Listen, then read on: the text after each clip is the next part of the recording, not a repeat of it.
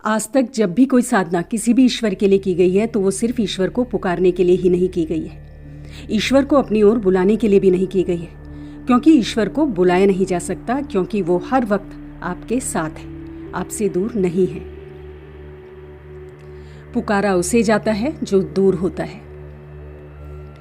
साधना में सबसे जरूरी मकसद होता है खुद को साधना, खुद को तैयार करना और आध्यात्मिक ऊर्जा से भरना, ताकि ब्रह्म में मिलने के लिए खुद को तैयार किया जा सके। और वो जरिया होता है संकल्प उठाना, कुछ इस तरीके का संकल्प कि आपकी जान से बढ़कर मां का प्रेम हो जाए। यानी कि संकल्प उठाकर साधना करने में कभी भी रुकावट नहीं आनी चाहिए और संकल्प हमेशा पूरा करना है। जैसे जैसे ये संकल्प के रूप में साधना आप करते चले जाते हैं, आपका आज्ञा चक्र ऊर्जामय और ऊर्जामय होता चला जाता है। लेकिन दोस्तों, कई बार कुछ ऐसे व्यवधान आ जाते हैं साधना के बीच में कि जिस कारण हमारा उठाया हुआ संकल्प हम पूरा नहीं कर पाते और हमारी साधना की अवधि पूरी होने से पहले ही हमारी साधना टूट जाती है, रुक जाती है। तो आज इस वीडियो में हम इसी बारे में जानेंगे कि ऐसी परिस्थिति में हम क्या कर सकते हैं। नमस्कार दोस्तों, आप सभी पर मां का आशीर्वाद और बजरंगबली की कृपा सदैव बनी रहे। सबसे पहले तो ये जानेंगे कि अगर दैनिक पूजा करते वक्त आपको बीच में उठना पड़ जाए तो फिर आप क्या करें। तो दोस्तों, सबसे पहले तो हमारी हर हाल में कोशिश होनी चाहिए कि ऐसा हो ही ना, और इसीलिए साधना सुबह सुबह ब्रह्म मुहूर्त में करना सबसे उपयुक्त माना गया है। जब दुनिया सो रही होती है तो आप खुद को अपने प्रभु के प्रेम के बहाव से जगा रहे होते हैं।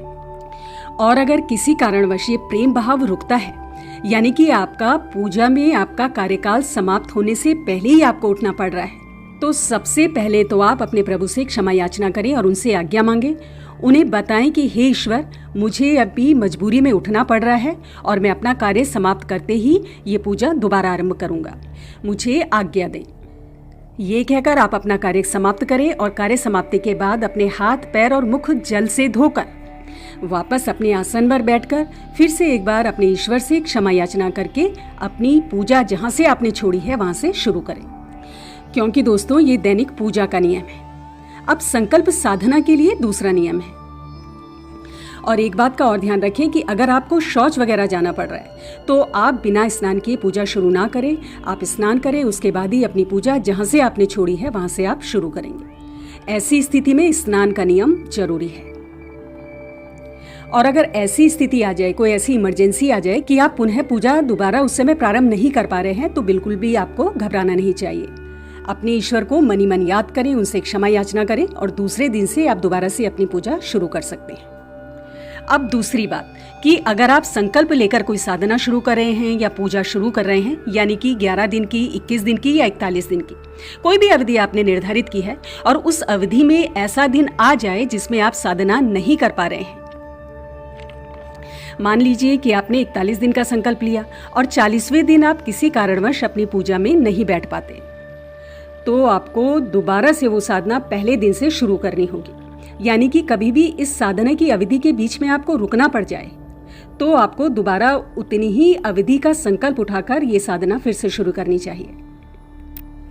हाँ, लेकिन संकल्प वाली साधना में अगर आपको थोड़ी देर के लिए कोई ऐसा अपरिहार्य कारण आ गया, कोई ऐसी इमरजेंसी आ गई कि थोड़ी देर के लिए उठना पड़ रहा है, तो उसमें आप अपने प्रभु से आज्ञा मांगे। जिस इष्ट के आप मंत्रों का जाप कर रहे हैं उनसे आज्ञा मांगे, उनसे क्षमा याचना करें कि हे प्रभु, मुझे मजबूरी में उठना पड़ रहा है और मैं कार्य समाप्त करते ही आपकी पूजा में फिर से बैठूंगा। तो ऐसा क्या कर जितनी जल्द हो सके उस कार्य को समाप्त करके पुनः आप अपना आसन ग्रहण करके वो साधना जहाँ से छोड़ी है वहाँ से शुरू करें। तो ऐसे में साधना खंडित नहीं होती है। लेकिन किसी कारणवश 1 दिन का या 2 दिन का, पूरे दिन का आपका गैप आ जाता है, यानी पूरे दिन भर आप साधना नहीं कर पाते हैं, तो वो साधना खंडित मानी जाती है।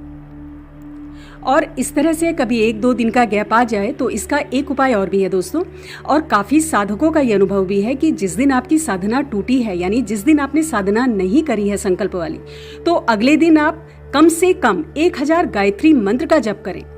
और उसके बाद जितने मंत्रों की संख्या आपने पिछले दिन करनी थी जो आप नहीं कर पाए, तो वो संख्या आप गायत्री मंत्र के जप के बाद पूरी करें और उसके बाद उस दिन की साधना आपको प्रारंभ करनी चाहिए। दोस्तों, हर मनुष्य का प्रभु प्रेम का एक अपना अनुभव है और मैं ये चाहती हूँ कि आप अपने अनुभव से स्वयं ही सीखते जाएं। क्योंकि जैसे मैंने आपको पहले बताया है कि संकल्प उठाने का मकसद ही ये है कि आप ईश्वर से कह रहे हैं कि इन 41 दिनों में मेरे जीवन से बढ़कर, मेरी हर जरूरत से बढ़कर, मेरी भूख प्यास से बढ़कर प्रभु आपका ही प्रेम है। और हे मेरे ईश्वर, ये मैं आपको 41 दिनों की अवधि के दौरान कर कर दिखाऊंगा। और जब ये आपका संकल्प पूरा हो जाता है तो आपके आज्ञा चक्र की यानी आपकी संकल्प की शक्ति बहुत प्रगाढ़ हो जाती है, जिससे होता यह है कि आपके और आपके ईश्वर के बीच में दुनिया की कोई चीज नहीं आ सकती।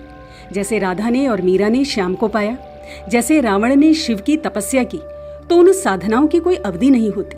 एक ही नियम, एक ही मकसद होता है इन साधनाओं का कि कुछ भी हो जाए आपका संकल्प नहीं टूटना चाहिए, और अगर टूटता है तो दोबारा से संकल्प लेकर आपको शुरुआत करनी चाहिए।